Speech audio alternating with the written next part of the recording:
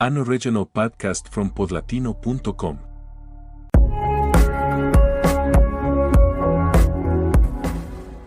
Nirvana's story is more than a rock biography. It's a cultural earthquake. In the early 1990s, the music world was dominated by polished hair metal, pop stars, and MTV glitz. And then came three guys from the rainy Northwest: Kurt Cobain, Chris Novoselic, and Dave Grohl. Their sound was raw, urgent, and unpolished. And yet, when Nevermind dropped in 1991, everything changed.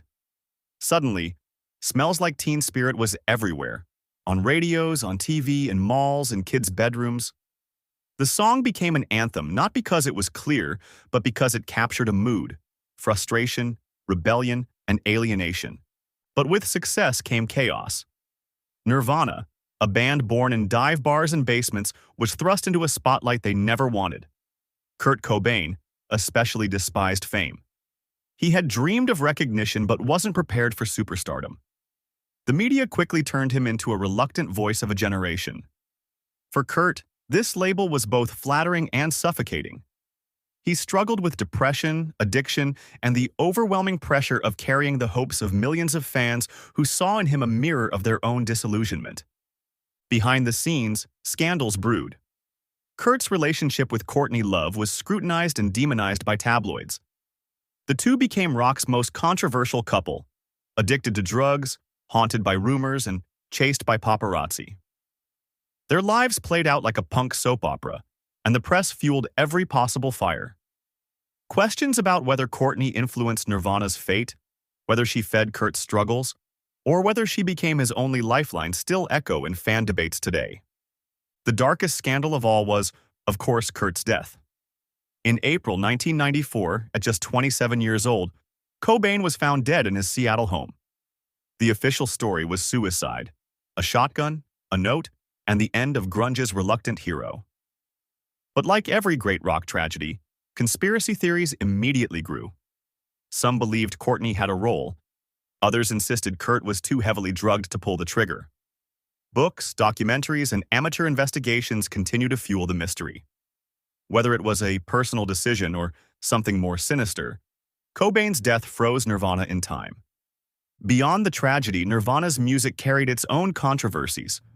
Songs like Polly and Rape Me were written as social critiques, but they were often misunderstood, drawing outrage from conservatives and praise from fans who saw them as brutally honest commentaries. Their MTV Unplugged session in 1993, Hauntingly Fragile and Painfully Beautiful, now feels like a farewell letter in music form. And then there was the lawsuit. Nirvana faced bitter battles over royalties, rights, and control of the band's legacy after Cobain's death.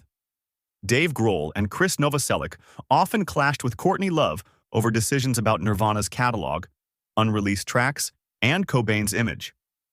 Even decades later, the fight over Nirvana's ghost has never fully ended. But Nirvana's scandals weren't only personal, they were also cultural. They blew apart the glossy illusion of rock and roll excess. They showed that fame could be poison, that honesty could be dangerous, and that a band could change the world with just 3 chords. For every fan who found salvation in their music, there was a critic horrified by their nihilism. For every teenager who wore flannel as rebellion, there was a record executive cashing in on the movement. Grunge became a fashion trend, and Nirvana, ironically, became a brand. And yet, Nirvana remains untouchable. Their story is carved into rock history not only because of the music, but because of the scandal, the heartbreak, and the myth. Kurt Cobain became part of the tragic 27 Club, alongside Hendrix, Joplin, and Morrison. But unlike many before him, his death didn't just end a career. It ended a movement. Grunge was never the same. Today, Nirvana's songs still resonate with new generations. They sound like rebellion, but they also sound like warning signals. They remind us of the fragility behind the noise, the pain behind the power chords. Vinyl Crimes looks at Nirvana not as a nostalgic poster on a teenager's wall, but as a case study of fame gone toxic. Their music remains immortal, but their story is a cautionary tale about the cost of success, the hunger of the media, and the fine line between art and destruction. Nirvana's rise and fall weren't just about a band.